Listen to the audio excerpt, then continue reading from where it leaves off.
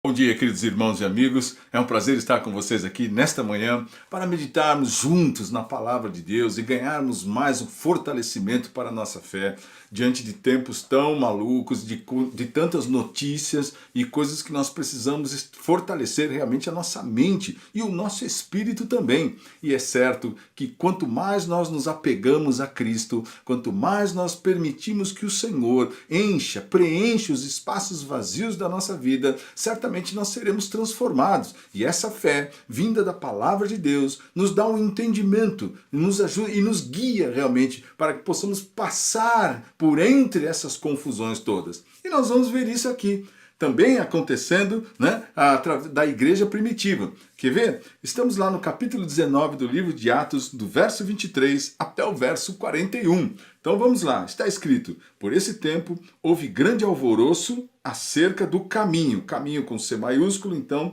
por conta do caminho de Jesus Cristo.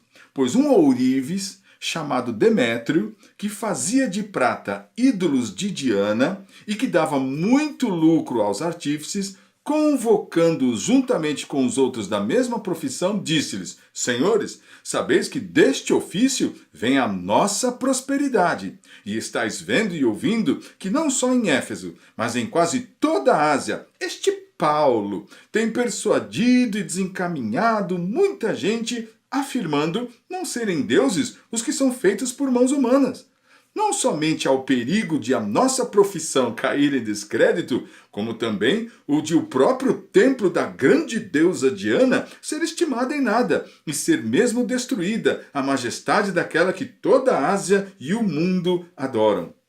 Ouvindo isto, encheram-se de furor e clamavam: Grande é a Diana dos Efésios! Foi a cidade tomada de confusão e todos a uma arremeteram para o teatro, arrebatando os macedônios, Gaio e Aristarcos, que eram companheiros de Paulo. Querendo estes apresentar-se ao povo, não lhe permitiram os discípulos.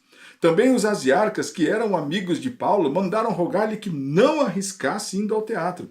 Uns, pois, gritavam de uma forma, outros de outra, porque a assembleia caíra em confusão. E na sua maior parte nem sabiam por qual motivo estavam reunidos. Então tiraram Alexandre dentre a multidão, impelindo os judeus para a frente.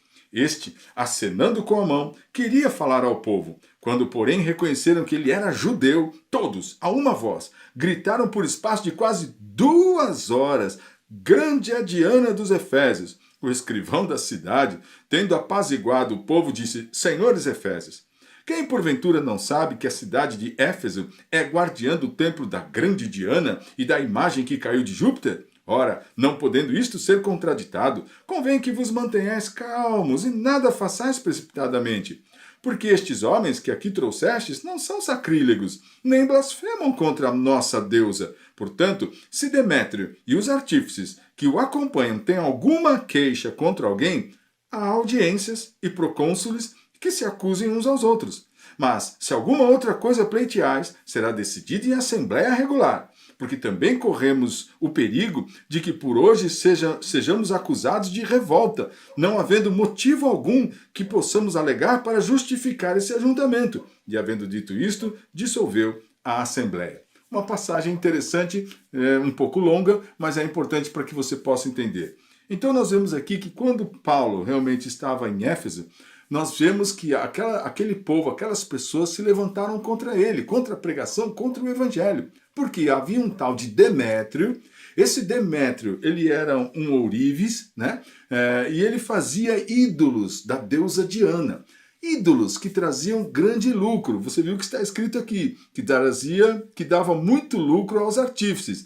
E aí ele convocou o ajuntamento daquelas pessoas para falar assim: olha, esse Paulo aqui está atrapalhando o nosso negócio, está impedindo a gente de ganhar o nosso dinheirinho, porque a pregação dele está dizendo que os deuses que nós fazemos são inúteis, não valem nada os deuses feitos por mãos humanas. Então esse Paulo aí está querendo estragar o nosso negócio.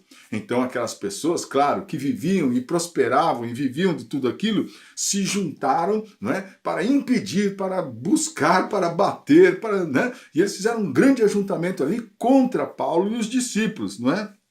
Então, ouvindo isso, eles se encheram de furor e clamavam: grande é a Diana dos Efésios, não é? Porque eles tinham esse conceito, eles tinham esse entendimento, eles tinham essa vida, eles estavam dominados por essa idolatria. Então, para eles, Diana realmente era a verdade. Mas aí Gaio e Aristarco, que eram os companheiros de Paulo, queriam se apresentar ao povo, mas eles não permitiam. Até o apóstolo Paulo queria falar, mas os discípulos falaram: não, Paulo, não vai não, senão os caras vão te matar. Não vai dar certo isso aí. E impediram Paulo de falar. Mas aí eles tomaram um homem chamado Alexandre e o colocaram lá na frente. Quando aqueles homens de Éfeso reconheceram que Alexandre era um judeu, aí eles começaram a gritar, e você viu que está escrito aqui. Por quase 2 horas eles ficaram realmente gritando: grande é a Diana dos Efésios, não é? Então, o escrivão da cidade, que era como se fosse um prefeito, ele era o elo de ligação entre o povo, não é? E os líderes de Roma. Então, o que acontece? Ele tinha lá uma posição importante de manter a cidade tranquila e não gerar tumulto. Então ele trouxe lá uma palavra para tranquilizar aqueles homens. Ele falou assim: olha, eles não estão falando contra Diana, mas se existe alguma coisa, então vamos decidir em assembleia, para que eles então possam falar, se for o caso. Mas o que aconteceu nesse lugar? Portanto, se Demétrio e os artífices que o acompanham têm alguma queixa contra alguém, existe audiência e procônsules.